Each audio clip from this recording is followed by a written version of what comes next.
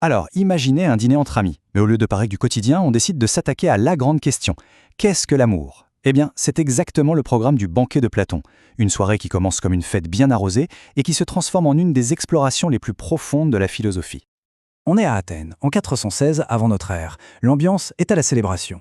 Le poète Agathon vient de gagner son tout premier concours de tragédie, alors il invite toute la fine fleur intellectuelle de la ville pour un symposium, ce qui à l'époque voulait dire une soirée où l'on boit et où l'on discute beaucoup.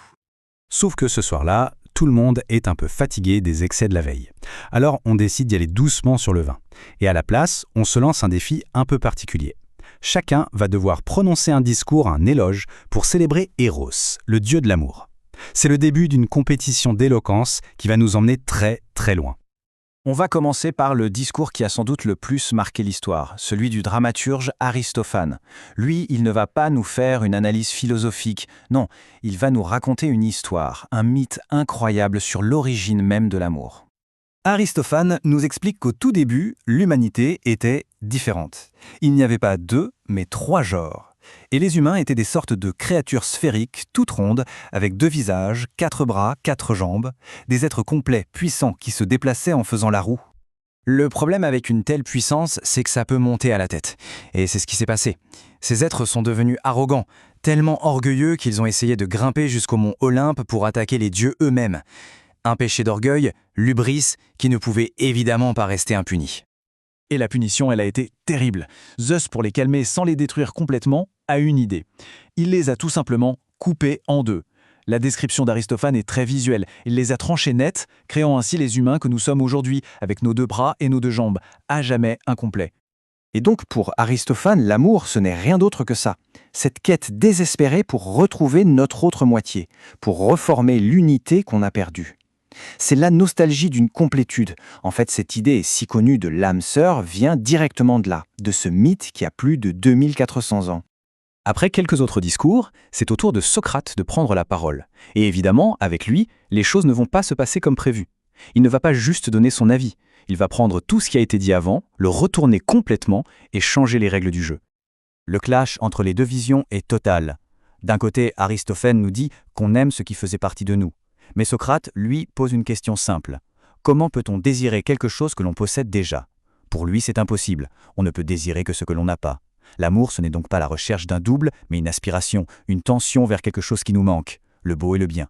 Pour étayer son propos, Socrate fait quelque chose d'assez malin. Il dit ne rien savoir lui-même et rapporte les paroles d'une femme, une prêtresse nommée Diotima. Et selon elle, Eros n'est pas un dieu, car il n'est pas parfait. Mais il n'est pas un mortel non plus. Il est entre les deux. C'est un daimon, un esprit intermédiaire qui fait le pont entre les humains et les dieux. Et c'est là qu'on arrive au cœur de la pensée de Socrate, ou plutôt de Diotima.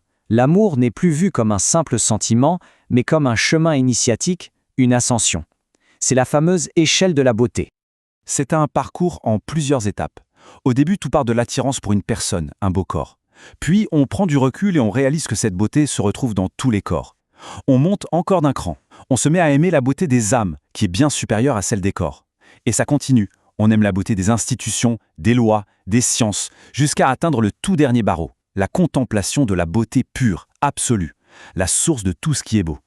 L'objectif de toute cette ascension est assez fou. Une fois arrivé au sommet, l'amoureux philosophe ne se contente plus d'avoir des opinions sur ce qui est bien. Il peut carrément enfanter la vertu, la créer parce qu'il en a vu la source. L'amour devient alors une puissance créatrice de sagesse. On pourrait croire que la discussion s'arrête là, sur cette vision presque mystique, mais non. Platon nous a réservé un dernier rebondissement. Toute cette belle théorie va maintenant être mise à l'épreuve du réel, avec l'arrivée d'un invité inattendu. D'un coup, la porte s'ouvre et c'est le célèbre général Alcibiade qui déboule, une couronne de fleurs sur la tête et surtout complètement ivre. On lui demande de faire son discours sur l'amour, mais il refuse. À la place, il va faire l'éloge de l'homme assis juste à côté de lui, Socrate. D'un coup, le débat abstrait devient très, très personnel.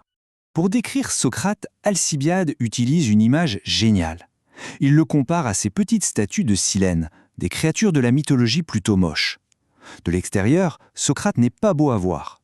Mais si on l'ouvre, on trouve à l'intérieur des trésors, des statues de dieux en or.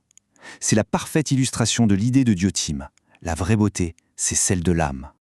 Et Alcibiade ne fait pas que des compliments, il raconte des histoires. Il explique comment il a tout tenté pour séduire Socrate, sans succès. Il décrit sa résistance incroyable pendant les campagnes militaires, son courage au combat. Bref, il nous montre que Socrate n'est pas juste un beau parleur, il est l'incarnation vivante de sa philosophie.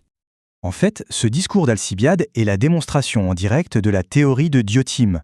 Alcibiade, lui, est bloqué sur les premiers barreaux de l'échelle, il désire Socrate physiquement, mais Socrate, lui, est déjà tout en haut.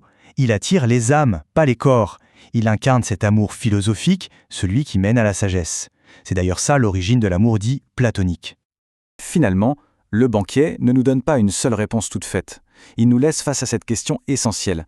Est-ce que l'amour, c'est ce besoin de ne faire qu'un avec une autre personne, comme dans le beau mythe d'Aristophane, ou bien est-ce une force qui nous élève, qui nous pousse à chercher la beauté et la vérité, comme le pense Socrate?